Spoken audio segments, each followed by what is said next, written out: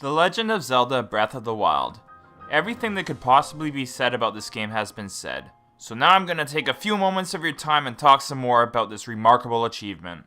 This is my new video series where I document 4 things that I like about a game and 1 that I don't. That means I'll be going much more in depth about the things that were positive for me, but with a sense of grounded realism. Consider me an optimist. Here are 4 things that I like about The Legend of Zelda Breath of the Wild and 1 that I don't. The first thing that I like about Breath of the Wild is also the most immediately obvious one.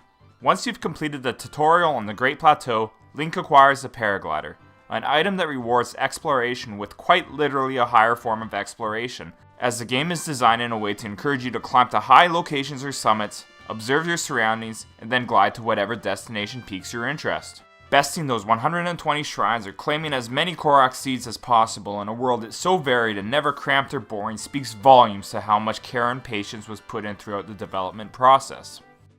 When you put more thought into the actual game world, it makes so much sense that the Great Plateau is fairly centralized in Hyrule, and at a raised elevation. Paraglider in hand, you're given the option to go literally any direction, exploring the game in your own order. It becomes such a personal and almost spiritual experience because of this, and the solitude in a broken world makes the player feel a unique sense of heroism not present in most games. In my mind, the game brought back that sort of playground camaraderie amongst peers that has slowed down ever since this whole internet fad became big.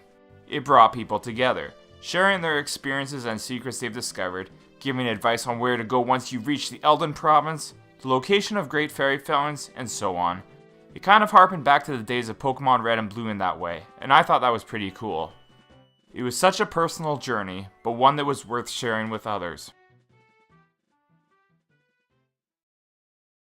Dungeons have always been the bread and butter of a Zelda game. They're a recurring element throughout every iteration that bring puzzle solving, combat, new items, and elaborate boss fights. In Breath of the Wild, we got 4 full-size dungeons in the form of Divine Beasts, and I love those, but really it's the shrines. All 120 of them scattered across a vast landscape that reaffirms how truly special this game is. These are shortened, miniaturized dungeons that can be completed in a matter of minutes, and they encompass what a Zelda game stands for. Most shrines are puzzle-based, often a specific theme that require your runes to solve. 20 are tests of strength, pitting you against varying tiers of Guardian Scouts. Lastly, shrine quests are objectives that must be completed in the outside world to even gain access, resulting in a free spirit orb for your efforts in the form of blessing shrines.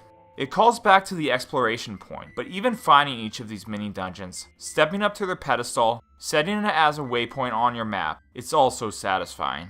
It wouldn't be a stretch to say that the shrines are the greatest driving factor to continue exploring this great version of Hyrule.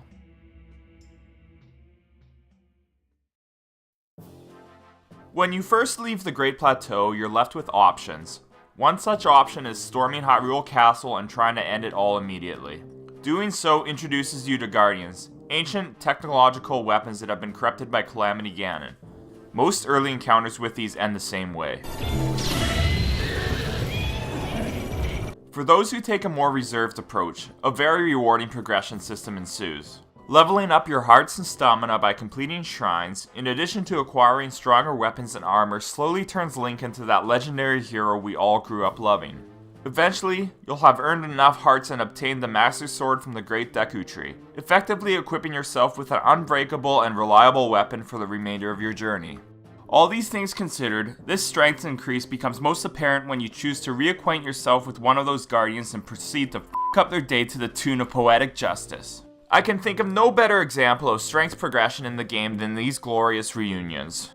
I've used the word satisfying already in this video, but I don't know if that even begins to describe it.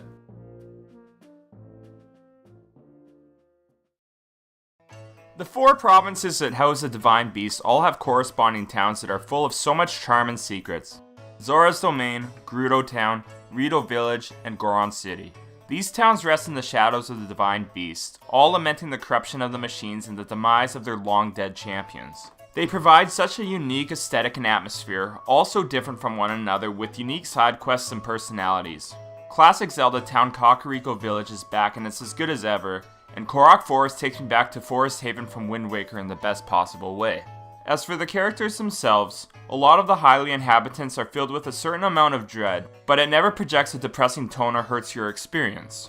The game shares a similar art style to that of the Wind Waker, albeit with a more mature tone, which helps it achieve great heights in the charm of its characters. Despite what's going on in the world at large, many of them are filled with optimism and playfulness, undeterred by the very real evil that is Calamity Ganon and his reign. This nicely supplements the somewhat dark and dutiful sense placed on the player over the course of the game. There are so many seemingly unimportant personalities that honestly play a huge role in fleshing out the game world and making it a place that's worth turning over every stone for. Like Kilton and his traveling monster wares, Magda, a woman that loves her flowers enough to justify murdering anyone that rests foot on them, or Bozai, who's essentially a pervert, and Link's interactions and snarky responses to him are so priceless.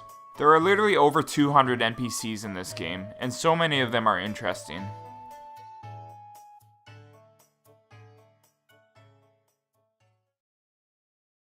No game has ever been perfect. No artistic entity has ever been perfect. While Breath of the Wild has flaws, I don't think that any of them diminish the overall experience in any real way. You could argue that there's not enough story in the traditional sense, but the game so expertly uses environmental storytelling in its varied and vulnerable overworld, and the towns and characters build the story of Hyrule so profoundly that I find it hard to flaw any lack of cutscenes. There are a handful of shrines that revolve around motion controls that are implemented in a way that are more frustrating than fun. They don't enhance the experience like gyro aiming does, but those shrines make up such a short amount of your time in Hyrule that any negativity they bring simply doesn't last. I think that my least favorite thing about Breath of the Wild is how uncommon the music is. While I'm all for minimalism in games and music, and the lack of a score in the overworld does contribute to the atmosphere and lone aura, music can offer that same experience. Musical numbers are most commonly seen in towns like Hateno Village and that absolutely beautiful rendition of Dragon Roost Island in Rito Village. Those are great, but I want more. Most of your time is spent in the vast expanse of Hyrule, and the music is fairly minimal here. If I had to guess, I assume that Aonuma and his team decided against an overworld theme because, considering the size and scope of the game, they probably didn't want one out of fear that it would become too redundant. That said, I spent a lot of time on the Great Sea in Wind Waker, and that theme never became annoying.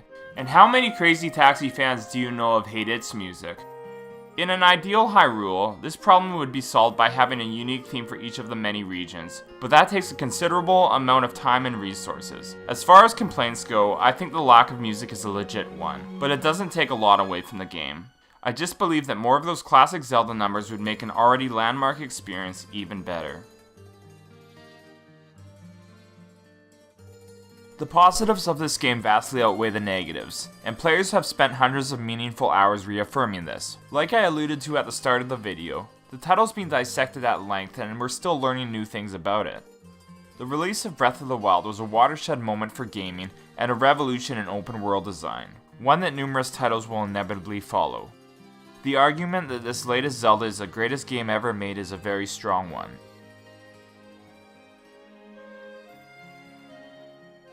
I hope you enjoyed this video, and if you did, please like and subscribe, and if you do, you'll save one of Magda's precious flowers. Until next time, have a nice day and take care of yourself.